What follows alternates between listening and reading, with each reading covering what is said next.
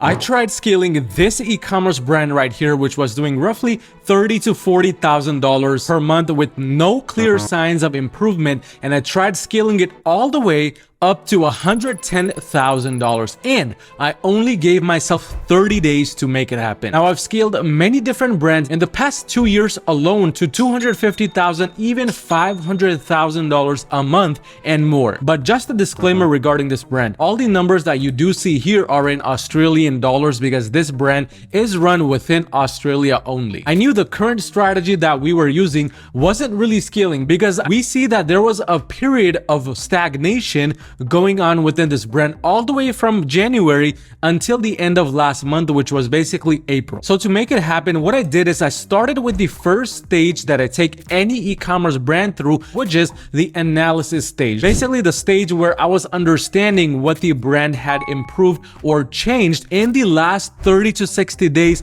to then figure out what my next steps would be to scale. This eventually brought me to the implementation phase where I already had a clear idea of what was working or what wasn't working in the brand, and now it was time to apply the new strategy which I had in mind, which finally would lead me to the scaling stage. These three stages are really the main ones you need to be using as well to scale your e-commerce brand. Let's start off with the first stage, which was the analysis stage. All I'm really doing within this stage is going within my ad account, going within my Shopify backend to see exactly what is going on. So in the last 30 days, we can see right now, first of all, that this brand spent roughly 12,800 Australian dollars to make back roughly $62,000, which is almost a 5x ROAS. And if I look at this column right here, which takes this buy conversion time column into account, it's already well over a 5x ROAS. Now going back to the first few months before we even took over, so actually not even counting April, it was all the way back until March 31st. The analysis stage involved me looking at all of the campaigns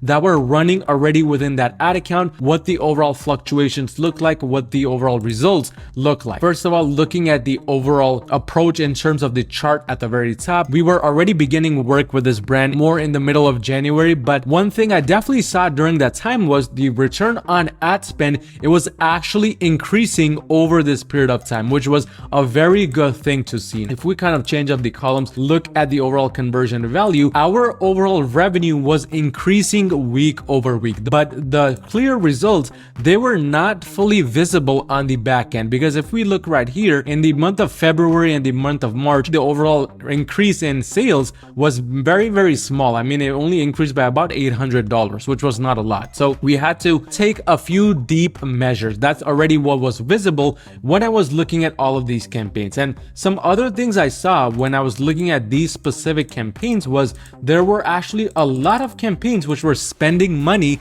but they were not really profitable. This is where so many e-commerce brands really struggle. They fail to really look at their own results at a very deep level and be real with themselves. I mean, looking at this, I can see the 1.91x ROAS, I can see the 2.79x ROAS, which were obviously not really ideal numbers for this brand because I knew the break even was roughly a 3x to a 4x in this case. So this brand was losing money on some of the campaigns, even though these campaigns were generating a decent amount of budget. So by this time, I already knew that something needed to change. It was not going to be the same strategy, which would then take us to the next level. And this brought us directly to the implementation stage. We started implementing this strategy late in February, early March. So by this time, we had already gotten rid of a lot of those bad campaigns, which, by the way, so many of you e-commerce store owners fail to do. You need to look at the numbers. You need to be open to taking very strategic and very direct action. If that means shutting off a campaign which has been spending thousands and thousands of dollars, or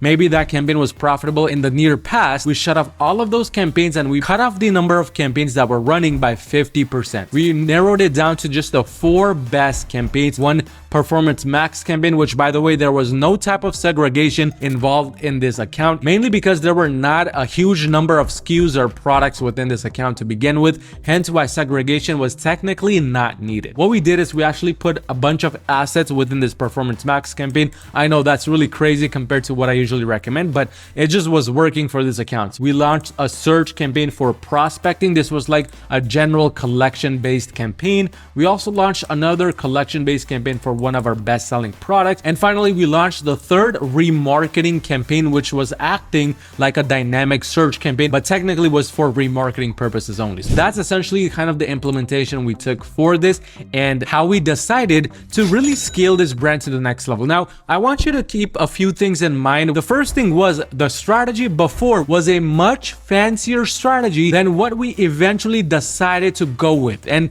this is what I see happen with so many e-commerce brands I work with. If you have something similar going on, you need to go back into your ad accounts and you need to understand if the strategy itself is too fancy for you to actually scale with. That's exactly what we did here with this e-commerce brand when we realized that what was working before would not be sufficient to scale to the next level. That meant that we had to decrease some of our ad spend in the beginning, and that did lower the revenue. Don't get me wrong, in this time period, the revenue was at an all-time low and things were definitely not looking too good. That's just the name of the game. You need to sacrifice one thing in order for the algorithm and the campaigns to really begin understanding your new changes and eventually optimizing to them. Because what happened from this point onwards was from early April to basically the end of March, we just let the campaigns run. We naturally took them towards the scaling phase as they became smarter, as they became stronger, until basically the end of April. Things may have seemed very stagnant. In fact, that's what it looked like right here. The sales actually even went down in April, which was sort of the step back period we need to take before we scale to the next level. Because what happened after that, it just goes to show exactly what happens when you follow the proper techniques, when you follow the right strategies. And we went from the lowest month of $44,000 all the way up to $100,000. In fact, it was $115,000, but there was $16,000 in refunds, which brought it down to roughly $98,000. And again, this was part of the strategy because we knew that because we had lowered the number of campaigns that were running, the algorithm would now fully be focused on just these few campaigns. There would be no sort of overlap. There would be no sort of bidding against each other when it came to the individual products. Because trust me, when you have one product inside multiple shopping campaigns, or you have one product inside multiple Performance Max campaigns, the campaigns actually bid against each other. Because keep in mind, it's a robot behind the scenes. It's not like some person making you win all these auctions. So the robot has no clear idea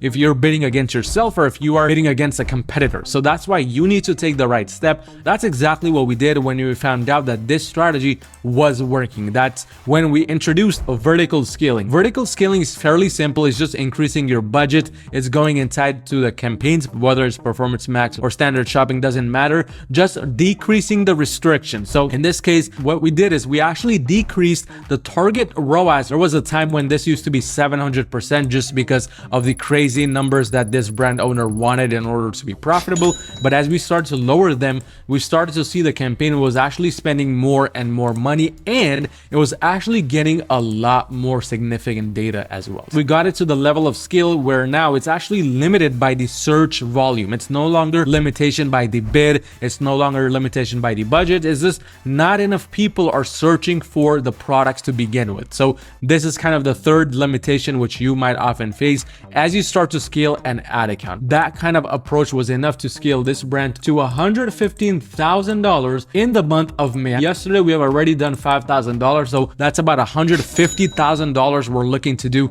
this month as well. But this is a client under my Google Ads agency, Your Marketing, which if you're currently doing $40,000 or more per month in revenue, you need just a little bit of extra help scaling your brand to the next level. Go onto my website at yourmarketing.com and book a free call with me to see how we can potentially work together and make that happen. I want you to watch this video on some of the best shopping and search campaigns out there in 2023 so you can apply similar strategies and scale your brand to the next level.